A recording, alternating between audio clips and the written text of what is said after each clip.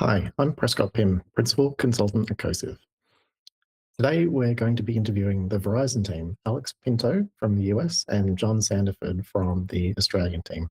We're going to talk about the Data Breach Investigations Report, the VERIS framework for describing and classifying incidents, and how we can operationalize those in our security practices. I'm Terry MacDonald. I'm Chief Operating Officer at Cosive and a longtime Styx Taxi Oasis consultant, and I'm a complete and utter Alex Pinto fanboy. Loved everything that's happened in VERIS and Verizon DBIR space, so looking forward to having a conversation. Hi, my name is John Sandiford. I'm a Principal Security Architect at Verizon here in Australia. I've been here for 19 years in various roles, from managing SOCs, consultative, to now in our architecture team.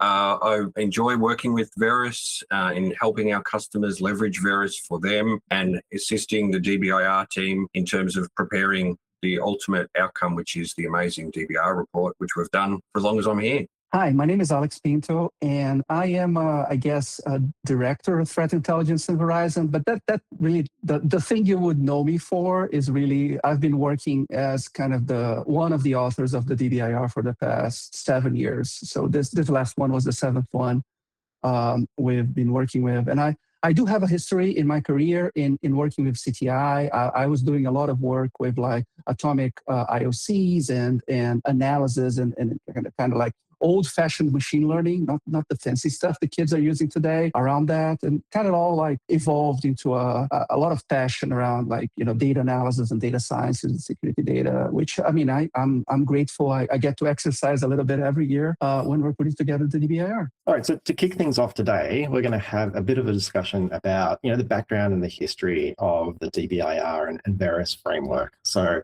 I'm going to throw this first question to Alex. You've been doing this for a while, 7 years, you mentioned. What sort of niche does the DBIR fit in the wider landscape of all the threat reports that are seen out there? What's the secret sauce that makes it tick? So the DBIR is not the oldest security report that ever existed, right? There have been security reports before, some very interesting stuff focused on network-based security, but the DBIR has been the longest running one. That I think is something that we can claim. And it's like that story, right? You don't want to meet like an old barbarian or an old hunter. If this guy survived everything they threw at him, it's probably incredibly dangerous. But jokes aside, right? I think the real secret sauce, as you say, the reason why I believe the DBIR continues to be relevant and continues to be read and followed is really that, of course, again, the team is never satisfied with what we put out. We're always trying to make it better. But one of the ways that we make it better, which again ties to the subject that we're going to talk about, is that it's not just Verizon data, right? Everyone and their dog, they have their report, right? But it provides their perspective. It provides, which again, some of these are incredibly good, right? They provide a very deep dive on the specific topic that their vendor is privy to, given the work that they do. But the thing about the DBIR is it's not just Verizon data. There is Verizon data in there, but we actually hit that milestone this year.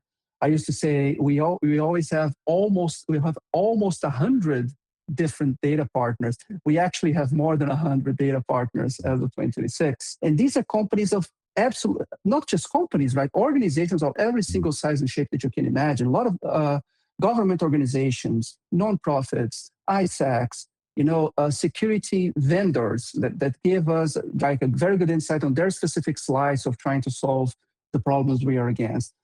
Incident response companies, cyber insurers, right? You name it, right? Everybody provides a little bit of the perspective that then we bring together and we put together a report and bring the report to you. So, from that alone, right, I think you can understand we're very big into trying to standardize stuff, right? We're very big into community. There's absolutely no way I would be out of a job if, these 100 partners did not trust us, right, with being able to do this work for them. We do this for them. We do this for the community, for the industry, right? And I think it shows, right? It's a very sincere thing, a very sincere kind of vision and mission from our team, right? And I think we're able to get that through. year over year when we put together the report. Yeah, it seems to me when I've been reading through it, firstly, the thing that keeps me coming back is the humor that's in there. I really enjoy reading through, and there's always little jokes and stuff in there, and I find myself having a little chuckle. But the other thing is the breadth of information that's in there. It feels like it's really detailed, it's really comprehensive, and also the diagrams that keep changing each year. I feel like they're very insightful, and they seem to be really chosen, and a lot of time's been taken over them just to get the information in the most digestible form. Yeah, believe me, we agonize over every word, over every page, right? It is important. I think we have there's always ways to improve. We always try to tell a story, right? The charts are part of the story, trying to give the most, the thing that provides the most possible information, right? We also, are trying to compress a lot of data into just a few pages, right? Again, every year they try to make it do less than 100 pages. Every year I fail. And so we try to express, but again, they're different, right? They're different from what you'd find. No pie charts, right? We historically do a lot of jokes about how pie charts are not represented. The brain doesn't quite understand the proportions there, right? But we make some bold choices. The dot plots, the distribution plots, is something we get feedback from time to time that people have some difficulty reading still, because again, nobody uses. The idea of a distribution, right? A statistical distribution and density distribution, right? I mean, not everybody took statistics, but it is the best way to show some of these things instead of just like throwing an average at people, because the averages are just useless, right? I might put John on the spot now, but I'm curious about, a lot of our audience is around Asia Pacific region. What's the Asia Pacific lens that you bring? And I noticed that you got a personal mention in the report this year for your contributions. So well done, mate. Thank you. Yeah, so I think, like Alex was saying, like when we first started the report, we thought this is great. We're using our own data, and then we got a few reports in and thought, wouldn't it be cool if we could have other people give us their data? But of course, it's not as straightforward as just providing that information as to what happened, particularly around who the victim was. So we developed this VERIS framework in order to be able to do that.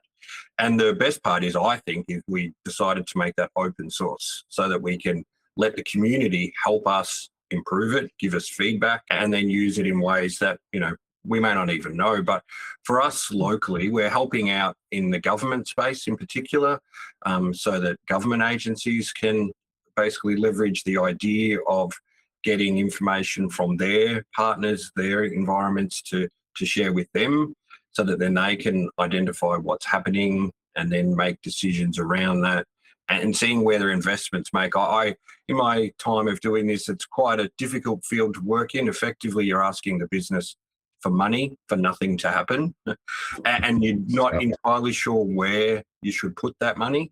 So understanding what's actually happening and then being able to have it in a repeatable way that you can analyze, like Alex and the team do, and those wonderful graphs that we have a lot of pages at the start to just describe how to read them appropriately. We also find, I think, that this time of year, people really enjoy using this time to quote us, which is excellent. So yeah, that's pretty much my experience in the APAC region.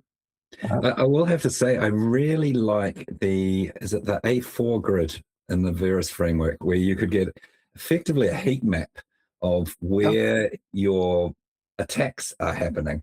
I found that so insightful. That to me is like the absolute winner out of VERIS framework. The fact that you can go, I think I need to concentrate my investment on our servers at the moment, because that's where the majority of problems are. The A4 grid lives on, because every year we publish the view by industry, by all the fours, by all the A's, the 4 A's, right?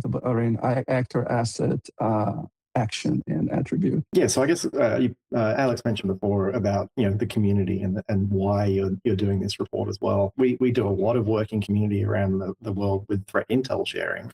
And you picked up on something I think before around trust in those networks and being able to submit that type of data. It can be sometimes really difficult for an organization to think about how can I trust someone to share that data. Especially when you're trying to build a community in something like this report, how can you make organizations feel like they can be part of something bigger in a report like this? I think you answered your question yourself just now, right? I think people are more willing to share if they can understand what's the benefit. Not in a selfish way, not like, oh, it's a benefit, what's in it for me? But, oh, everybody can learn from this information. Everybody can, grow or do a better job, right? And so I don't think there's anything wrong with an organization that's, wants to be able to share and be a part of something bigger. To start that journey on like an industry-based ISAC, a local ISAC, or something like that, because again, it's a lot of like-minded people. They're facing similar problems, right? And again, we do a lot of work by industry segments in the DBIR because we found that there is a lot of affinity there. Even though over time, the difference between what's affecting each industry has really gone smaller. It's all kind of looking the same now. You can thank our friends ransomware, but there is still a lot of like benefit in sharing this information, but in the sense of what are the controls that we could potentially develop here, right? What are the ways that my peers are facing this? Because again,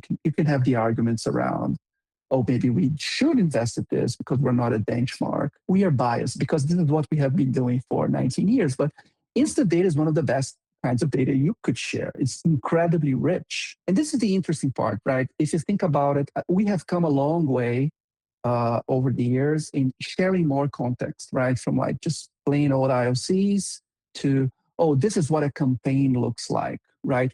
And understanding what a campaign looks like as in, oh, these are even like the techniques, right? You should be looking for, making sure your infrastructure can detect and respond to, etc. This is incredibly valuable.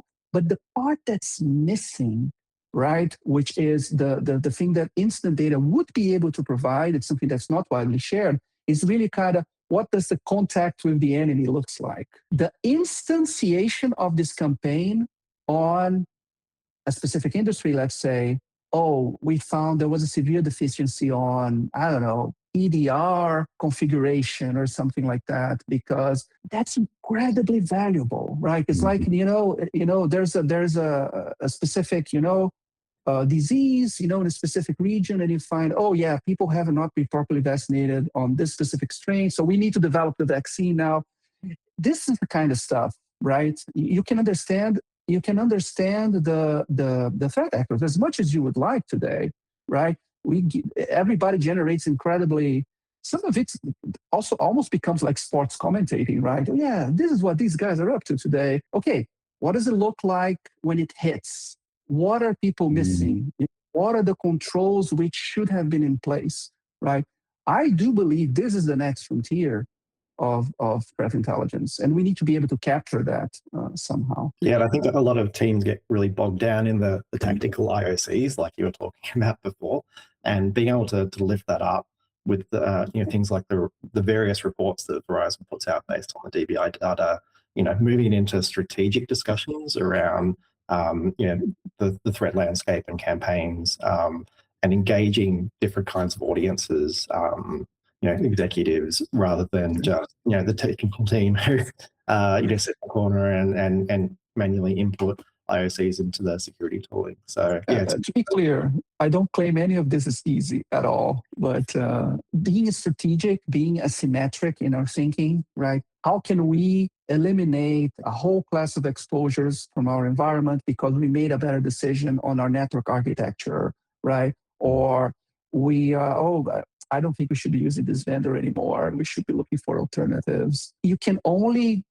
come to these conclusions if you're able to take a step back and look at from a higher aperture there, bigger aperture, not higher. How do you think can we figure out what's the right level of information to share? because the legal team generally wants an organization to share that sort of information in the most anonymized fashion. But there's not that much value in that. As you say, it's the nuances, it's the differences, it's the specific techniques and tactics that the attackers are doing that is the real gold here. So where does that line sit for you both? And I guess as a secondary question, how do you deal with that in your VERIS framework data collection? I can take that one if you like, John. So the VERIS framework will allow you to put the victim name if you want to, right? And we do have because we have the public database, the DCDB, right, which collects again publicly disclosed breaches, right? We will put the victim name there in that case. But of course, the things we collect privately, we do not. And we actually make a very big deal about, oh, please don't tell me anything about the victim. That's kind of how we're able to do this work. But somebody has to, right? So as in, we always have a kind of a clearinghouse from our perspective, right? I'll never collect data directly from a victim, but I'll collect data from their vendors, right? From the company that did IR, from their cyber insurer. I'll never know it's them, but we'll be able to then aggregate this data. This works the way that we found to make this work on a bigger scale, right? If you are, again, in a smaller trust group, you will be, maybe you're more open. You feel more open to have that discussion, right? Or the trust group, maybe you don't trust anybody else, but you do trust the trust group. The trust group will do that sanitization for you, right? You tell them what happened, and then they will, again, share the information of what's needed there. So from the DBIR perspective, from the VERIS framework perspective, we only use three things, which is kind of country of origin of the organization. So that if it's a multinational, just the headquarters, really. The company size, how many employees is what we use. And it's interesting, we're doing a new report now, which is just using kind of financial impact data. We're not using employees, we're using like revenue, which could be an interesting surrogate for that as well. It's not too hard. If you know the company, it's not too hard to find how much revenue they make, especially if they are publicly traded. But the company size is usually a proxy there, and in industry, right? And we used the North American industry something NAICS in order to represent that. One of the things you often find on the DBIR is that, especially things which are very debated and very like everybody has their opinion on how things should be done, we just like pick a very, very, very strong standard to go with. And like, okay, I don't want to argue about the choices. You go argue with them. I'm just, using them because it's simpler. And but it usually translates well, and people will have a way of mapping against it, right? But another example, we've been talking a lot about vulnerability management in the past reports, right? Instead of causing a debate, what is a critical vulnerability, right? Which ones should you okay, we're just looking at the CISA non-exploited vulnerabilities list. We can have a debate if you think these are critical or not, but this is what we're considering critical. Everybody can go there and check our work, right? And kind of that's also a very important part of what we're trying to do year over year. Speaking of the data sets in use, how does that work for an organization? How do they take their information from their incidents and then translate that into VERIS to be able to submit to Verizon, or use it for other purposes like John was talking about, sharing amongst state governments? So there's a few ways, right? So often when we engage an organization, we provide them a few options, and especially if they are just starting out, we don't necessarily want to overwhelm them. We do have like trainings we provide in VERIS. We do have, like, I kid you not, a 200-page document, which is the DBIR style guide, right? That's actually what we call it. And this is how the DBIR uses VERIS, right? And we have like extensive documentation and examples of different types of incidents and how we represent them in VERIS. And we actually did a tally this last year. I think we have 37 different archetypes of incidents, which are composable, as in you'll have like the ways in, you'll have, was this a credential abuse? Was this a phishing attack that got a credential? And so how are these things represented? How's a ransomware attack represented? And often you'll have you need 2 or 3 of these to tell a story.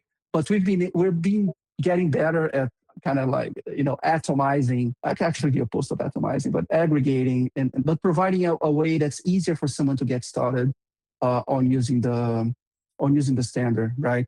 I mean, we have tooling which is actually open. You can just go and use it. We have the VERIS web application, which you can use to encode an event, and it provides you with a JSON file that then we have tooling that in GitHub that people can go and pull all those instances together and analyze them in a very similar way to what we do in the DBIR. Kind of the code base that we have there available is kind of the core of the data analysis, the statistical data analysis that we use in the DBIR as well. You could run, we don't have that code there, but you could potentially draw your own, slanted bar charts, because we'll give you the limits, right?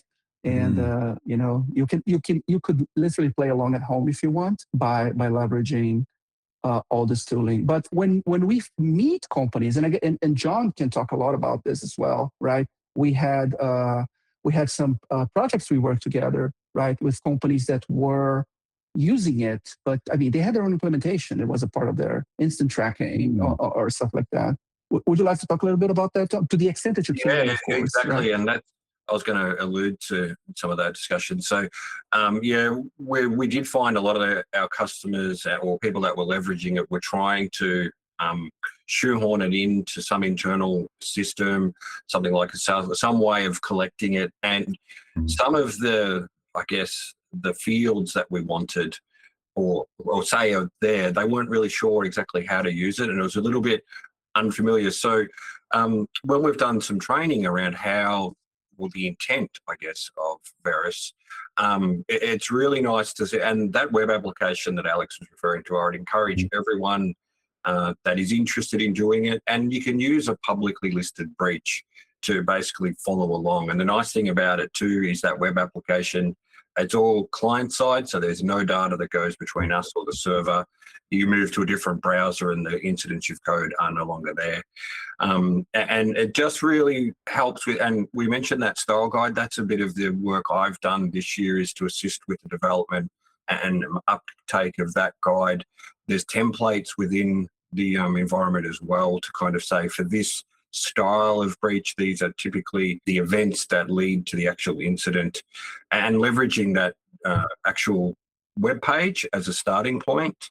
And then it's also mapped to a lot of other frameworks as well. But because, as Alex said, he's a great storyteller and he uses a lot of this data to tell amazing stories. And ironically enough, VERIS is doing the exact opposite. It's taking an amazing story or an unfortunate situation and distilling it down into something that just says what happened, but takes all the nuance to some extent out. And then we put that back in, just not naming who it was. But a big thing about it too is it can feel, and like Prescott was saying earlier around technical people, you can feel the need to put an answer against every field. And one thing Alex taught me the whole time was, when it's unknown, guess what? It's unknown, and unknown is an okay answer. Yeah. And sometimes, we kind of get a bit of anxiety around, I don't know all this information, then it's this incident or this event is going to be of no value, and that's not true. It basically capture what we can capture, tag it appropriately, and we can use it to improve. Yeah. So that thing he mentioned is one of the most common misuses, ways that people don't kind of get how to use the standard, because this was one of the most important things, right? We started from the realization that, oh no, actually security data is a mess. It's impossible to work with. Nobody knows anything that's going on. And so it's very resilient to unknown data. And to that extent, it's hierarchical, right? And that's the second biggest problem we have when we're engaging with people. It's hierarchical in the sense that, look, I know there was an action, right? What was the action? Was the action some sort of like hand behind keyboard, which it becomes hacking? Was it a software that was installed and then it's like malware? Or there was maybe some sort of social engineering that becomes a social action? But then under each of these, right, you have the whole, gamut of different types of malware, different types of capabilities in malware, different types of ways you can try to engage and break into an organization, all sorts of different types of, social is it's terrible, but it's incredibly fun, right? You have stuff like blackmail, you have stuff like, baiting people to invade a website and go into a website, right? And again, phishing as a traditional one. But the problem is, people sometimes they do not understand the hierarchical nature. They'll stop at the top level and think they're actually capturing something, but they're not. There's a lot of things that can also be captured down there, and knowing when to, quote unquote, knowing when to stop, right? Oh yeah, this is how far that I know. This is how far that I can peel this information out. It's honestly one of the biggest gaps in between, someone who's just starting to do work with it and someone who has tried to do it for a while. And that's kind of the gap we're trying to close with the style guide and things of the sort, right? Look, if you have this type of problem that we're seeing, this is the expressiveness we recommend. This is the level of detail that we recommend that you folks put in. But again, our perspective is a maximalist perspective. We want all the data that can be captured at all times because that's how we do our job. But at the end of the day, it comes out to why do you want to collect the instant data? What are your objectives, right? And that should also help guide how much of the standard that you want to use at any given time. So do you find that people who first start using VERIS, so John, with the organization, say, you've been working with, do you find they start off kind of with a very small subset of things they mark things at, and then as they get more used to it, they start growing with their use of the VERIS framework? Absolutely. There's that trepidation of, I need to get this right, and am I getting it in the right order? And the definitions we've put, people may subtly, for them, it might be slightly different. So just all about trusting themselves, having a go, and then, that confidence builds, and the understanding and the style guides and all those things we intend to develop that supports that. But yeah, it really is that you watch them get their head around it and then understand what they can do with it. And then, understand that, okay, once we gather all this data, we can use this for good. That's excellent. That's really empowering, encouraging to see. I guess one other question that I had was around VERIS is really good for, as I've mentioned earlier with the A4 grid, I love that because of the fact that it gave you a heat map of where you needed to your investment. Is there any, I guess, documentation or any guidelines that you have around how to sort of take from that next level of, okay, we've encoded things as VERIS now, how do we use that data within our company? So we don't have much specific guidance there, right? There is documentation on, how to use the data set and how to run queries in relation to, what you have collected. But it's one of the things that we find, and one of the ways that it's something I mentioned before, right? Is you have to really, what is the strategic purpose that doing this serves you, right? And at the end of the day, something like the A4 grid is a very clear way, right? And so let's say, again, it's one of those things. Just because the DBIR is saying that 31% of all the breaches start with exploit vulnerabilities, that necessarily is not true for your organization, your constituents. So you are able to provide that benchmark against the DBIR to your leadership, right? There's all sorts of different ways on, again, reading the DBIR and trying to understand how it applies specifically to you. But it's incredibly powerful to be able to validate your assumptions as well, right? With that kind of information. We actually did publish this year, which I think might be worth a read for people who are interested in that specific answer. Appendix C, if I'm not mistaken. We have a friend of ours, like Tony, who's been a risk quant guy, cyber risk quantification guy for a very long time. He's really one of the luminaries on the subject. He's talking about how does he use the DBIR? When he's talk consulting and and trying to talk to people. What are the kinds of decisions you can make based on the DBIR? What kind of decisions you can't make based on the DBIR, which is even more interesting? What is the DBIR not good for? And it's a very good perspective. But again, what you should be thinking is, the DBIR is kind of the global baseline, but you could potentially do a much better job on your specific cohort or your specific organization by trying to focus down on the data that you have and reach do similar analysis, the same kind of analysis that are done on the DBIR. So we do have enough code to make people dangerous about this, but we definitely could go a little bit further given time on templating things like that. So I think it's one of the things we could potentially be working together or working. Yeah, I think that we'd find that really powerful, because in a previous role, I actually used that within a New Zealand large telecommunications organization, and I did a report that contrasted exactly like you said,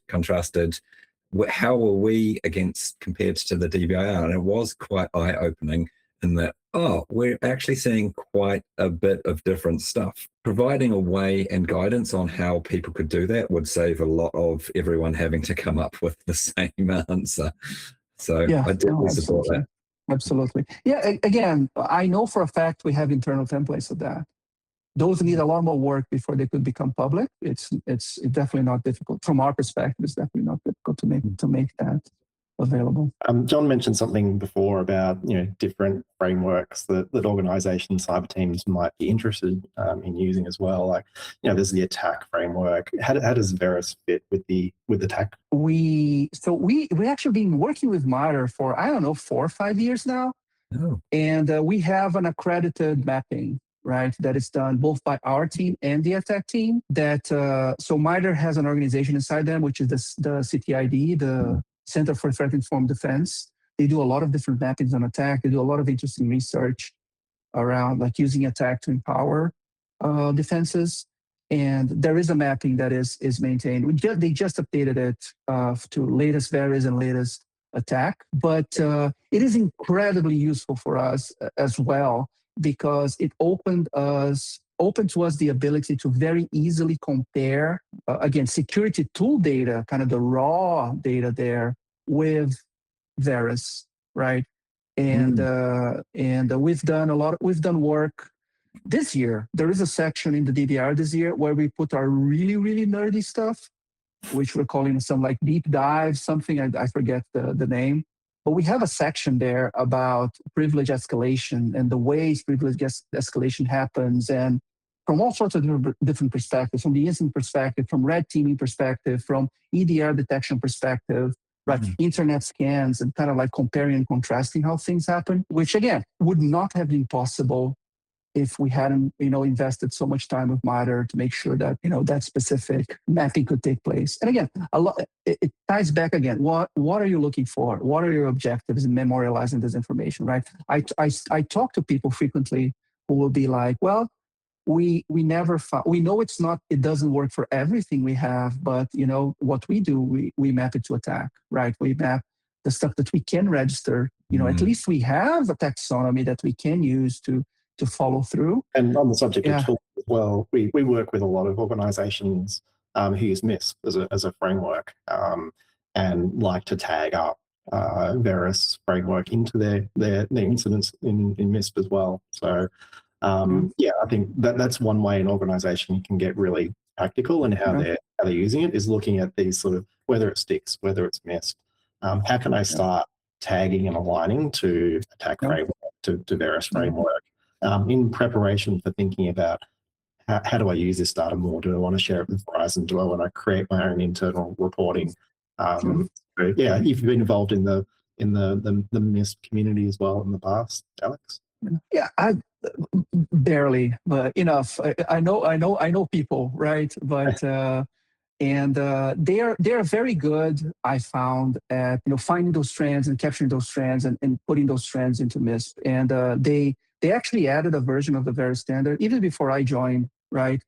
And I'm not entirely sure who they worked with. Or it's there. They could have just have done it by themselves. But I think there's a great opportunity in updating that. And to back to John's point before, right, about how the folks will, we should incentivize the folks to use the tools that they know how to use. We don't necessarily want them to have a whole new toolkit, right? The web application is amazing, but it's for sickos, right?